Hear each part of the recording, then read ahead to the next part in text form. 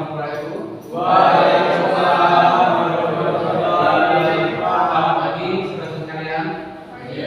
Mudah-mudahan semua saudara saya cerah-cerah semua, mudah-mudahan ya. Yang penting senyum dulu. Hai Bapak Ibu saudara sekalian, kita lanjut materi kita lanjut materi minggu depan, minggu kemarin kita mengikuti pendahuluan ya. Kita hari ini mulai masuk ke materi ya. Nanti absennya diisi, nanti absen saya ya. Baik, kita lanjut mata kuliah manajemen ya.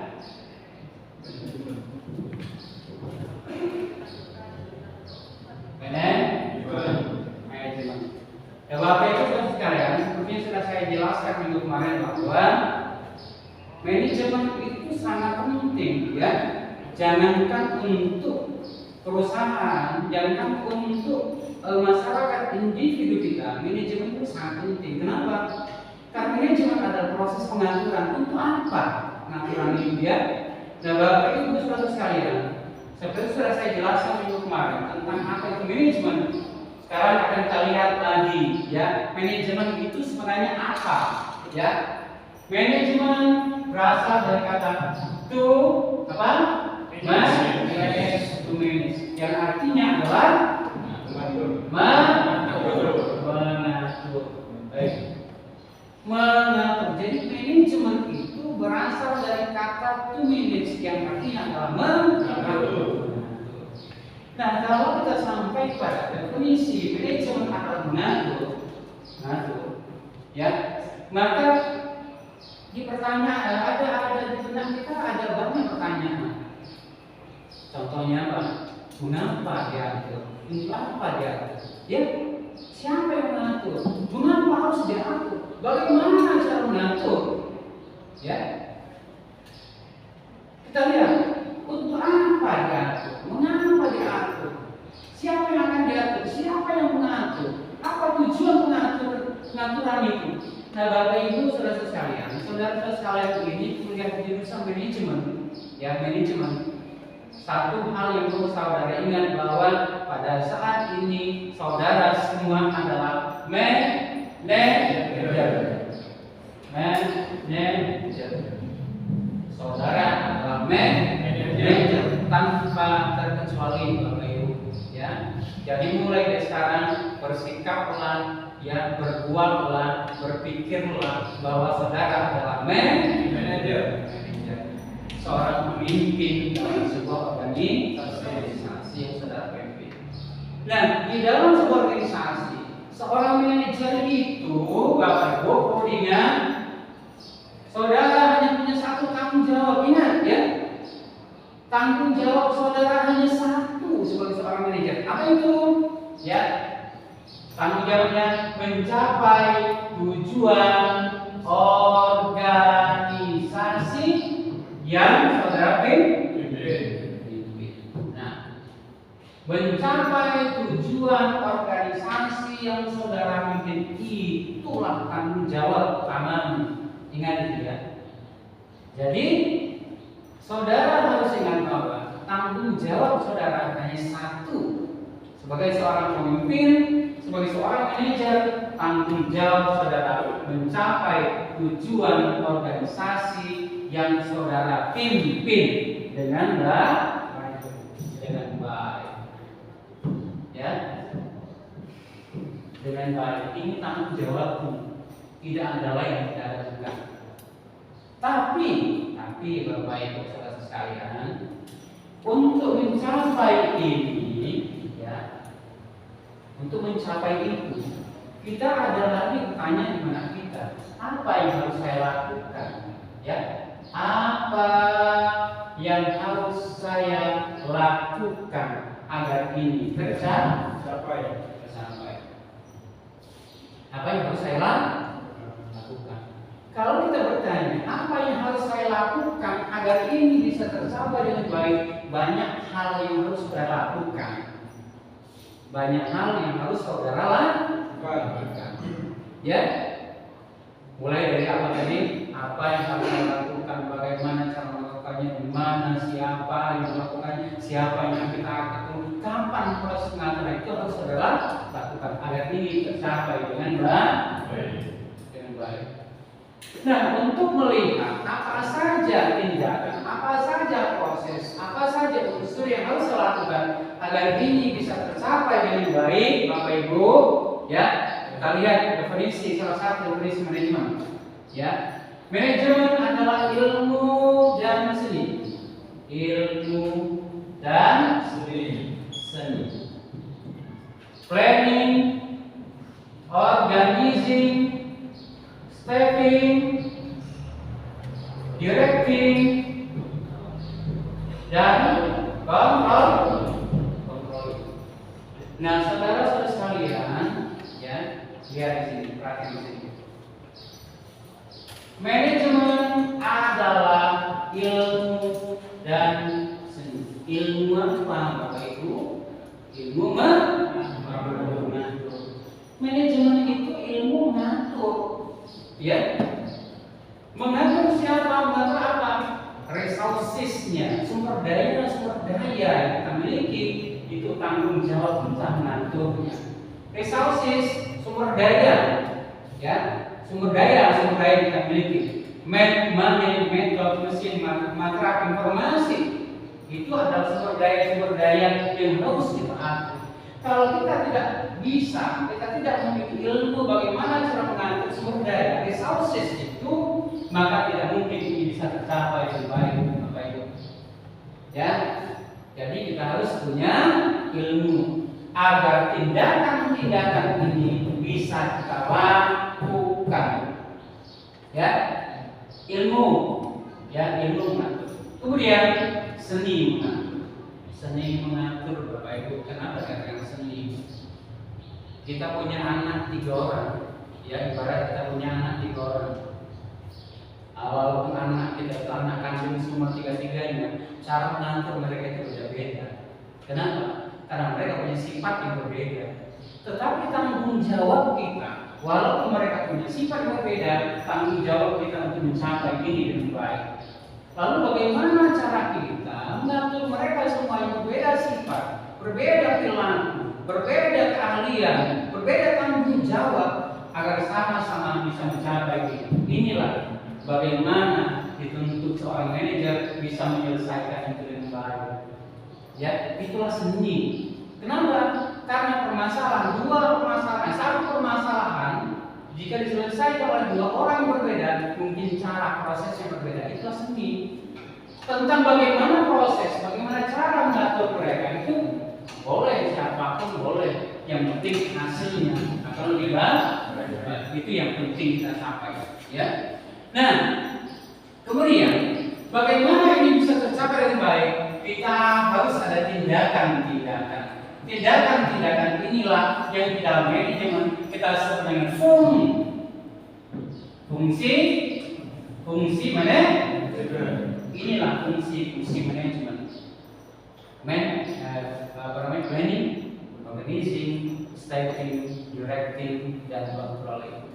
Ini Bapak Ibu, ini adalah tindakan, ini adalah tanggung jawab, fungsi, ya, sama dengan tugas, sama dengan tindakan-tindakan kita, sama dengan tanggung jawab yang harus dilakukan oleh seorang manajer. Apa itu? Yang pertama, agar ini bisa tercapai dengan baik, yang pertama haruslah menetapkan dan menentukan rencana dengan baik. Rencana itu apa? Rencana ini adalah segala sesuatu yang akan menjadi dasar kita dalam melakukan proses-proses pencapaian ini dengan baik. Tujuan dengan baik. Tujuan dengan baik. Apa saja? Semua hal yang berhubungan dengan proses pencapaian tujuan ini haruslah kita rencanakan. Ya. Jadi rencana itu adalah tindakan, ya, tindakan yang harus kita lakukan sebelum proses kita laksanakan. Ya, bisa kita katakan rencana itu adalah hasil yang diinginkan sebelum proses dilaksanakan. Itu rencana. Saya menginginkan dapat 10. Apa itu sudah kita lakukan prosesnya? Belum. Ya, tapi itu perlu kita rencanakan. Segala sesuatu yang kita miliki untuk mencapai ini dengan baik, tujuan ini dengan baik, haruslah kita rencanakan terlebih dahulu. Ya, haruslah kita rencanakan. Ya Bapak Ibu Saudara sekalian, ya, untuk mencerna pengertian dari manajemen itu untuk apa sebenarnya? Ya, saya kasih contoh sedikit Bapak Ibu. Ya, saya kasih contoh sedikit biar gampang ya. Nah, Bapak Ibu selesaikan kita punya cita-cita. Si A punya cita-cita. Siapapun untuk di antara kita pasti punya cita-cita. Kita punya keinginan ya. Tidak ada seorang pun di antara kita yang punya cita-cita tetapi tidak ingin cita-citanya tercapai dengan tidak baik, tidak ada. Semuanya menginginkan cita-cita, keinginan kita tercapai dengan baik. Dengan ini manajemen ingat ya. Nah, lalu di mana letak fungsinya manajemen? Fungsinya manajemen adalah ya sesuatu yang tidak kita atur dengan baik, ya, tidak diatur, tidak ini diatur, ya. Sesuatu yang tidak diatur dengan baik, akan contohnya, contoh sederhananya ya. Sesuatu yang tidak diatur dengan baik, maka kalau bisa saya presentasikan kemungkinan gagalnya 90%. Ya. Berhasil itu 10%. 90% dan 10%. Ini ibarat Bapak Ibu, kalau kita punya rencana, kita punya cita-cita, ya, kalau keinginan kita, cita-cita kita tidak kita atur dengan baik, maka akan lebih besar kemungkinan gagalnya daripada berhasilnya. Kalau tidak kita atur, Bapak Ibu. Dengan manajemen, ya, dengan manajemen, maka persentase tinggi, ya, kita balik. Ya, dengan diatur 10% kemungkinan gagal, 90% kemungkinan berhasil. Inilah gunanya manajemen ini. Ya, itulah gunanya manajemen untuk membalik kemungkinan ini. Pak, kok bisa sudah kita atur masih 10%? Ya, tahu nggak ini kun fayakun. Ya. Kalau pun kalau Tuhan jadi maka jadi, kalau sudah atur supaya mungkin kalau kata Tuhan belum ya belum 10% ini. Inilah kegunaan manajemen untuk membalik ini semua Bapak Ibu. Ya, kita balik sesuatu kemungkinan yang susah jadi gampang, yang sulit jadi lancar, yang berat jadi ringan. Inilah manajemen. Ya. Nah, kembali lagi rencana. Yang pertama bahwa rencana. Yang kedua, kita atur organisasinya dengan baik. Organisasi yang akan kita pimpin baik secara badan atau badan. Badan atau badan harus kita persiapkan. Badan, alat dan badannya. Badan adalah skematis, gambar skematis orang-orang yang ada dalam jabatan-jabatannya apa saja, mulai dari top manajemen, middle manajemen, sampai global manajemen. Ya, top manajemen, global manajemen, ya, first line atau namanya middle, lower management harus dipersiapkan. Badan dan badan itu harus dipersiapkan. Kemudian selanjutnya, ya, stacking. Stacking ini Bapak Ibu adalah tanggung jawabnya manajer untuk mengisi sumber daya yang sudah kita persiapkan. Ya, the right man in the right place. Ya, di sinilah tanggung jawabnya seorang manajer untuk the right man in the right place. Mencari, memilih, menempatkan, memaparkan orang-orang yang dianggap paling tepat untuk menduduki jabatan-jabatan yang sudah kita persiapkan. Jadi tanggung jawab direktif itu menempatkan orang pada tempat di tempat itu, mulai dari mana, ya kita cari, kita pilih, kita tempatkan, kita manfaatkan sampai yang kita berhentikan mereka. Itu tanggung jawab kita dalam fungsi stepping. Fungsi stepping atau fungsi personalia, atau fungsi kepegawaian, atau fungsi pengisian, atau fungsi penempatan, atau fungsi sumber daya manusia, sama itu bahasanya. Jadi kalau kita dengar sumber daya manusia, fungsi pengisian, fungsi penempatan, ya itu sama itu fungsi stepping.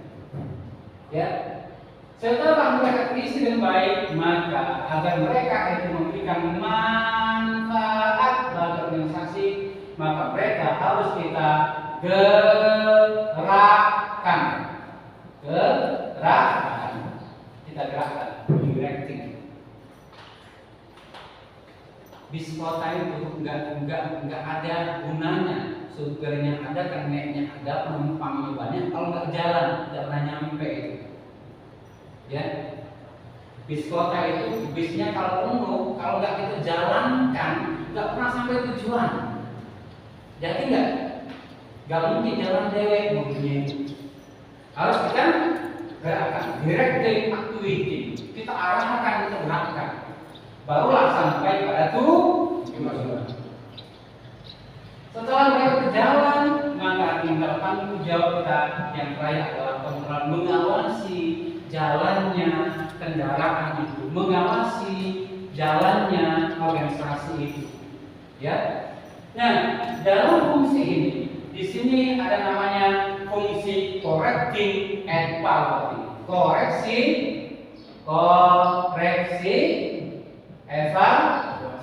evaluasi. Nah, di sini ada koreksi, evaluasi.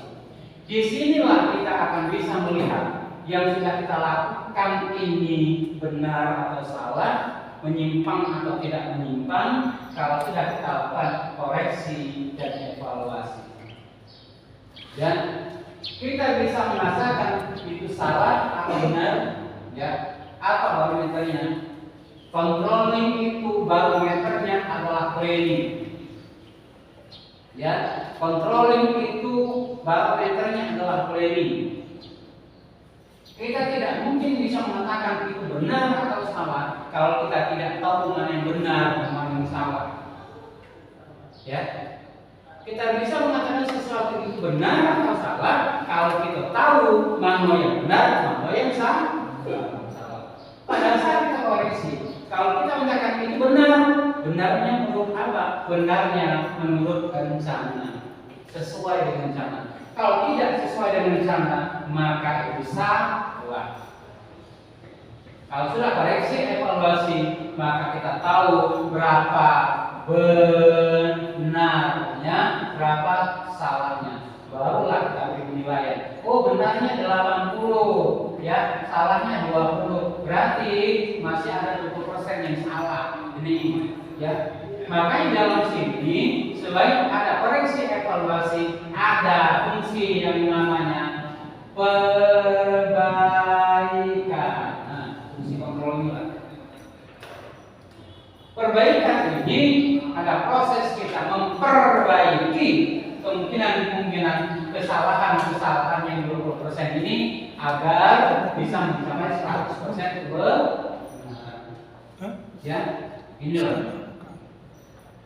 inilah yang harus kita lakukan: planning, organizing, stepping, directing, dan controlling. Ini adalah tanggung jawab, ingat ya. Jadi manajer, Bapak Ibu, sebagai seorang manajer, inilah yang harus kamu lakukan. Tindakan-tindakan inilah yang harus kamu lakukan. Ya, planning, organizing, stepping, directing, dan controlling.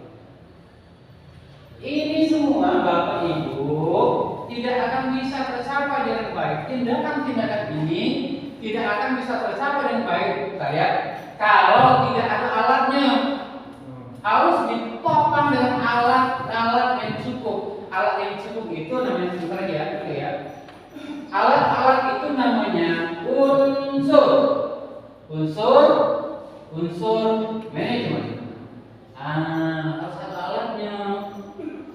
Ya, untuk menjalankan itu dengan baik harus ada harus didukung dengan alat. Apa alatnya? Money, metode, mesin, material, market, informasi. Itulah sumber daya. Dengan alat itu kita gunakan dengan sebaik mungkin, dengan seefektif mungkin agar ini bisa tercapai dengan baik. Ya, makanya manajemen itu bisa kita definisikan ilmu dan seni planning, organizing, stacking, directing, dan controlling dengan pemanfaatan atau dengan menggunakan alat-alat yang namanya money, method, mesin, material, market, ya, untuk mencapai tujuan organisasi yang sudah ditentukan. Sampai sini ada pertanyaan? Ada pertanyaan? Silakan kalau ada pertanyaan. Sebelum kita tutup, kalau ada pertanyaan, monggo. Ya.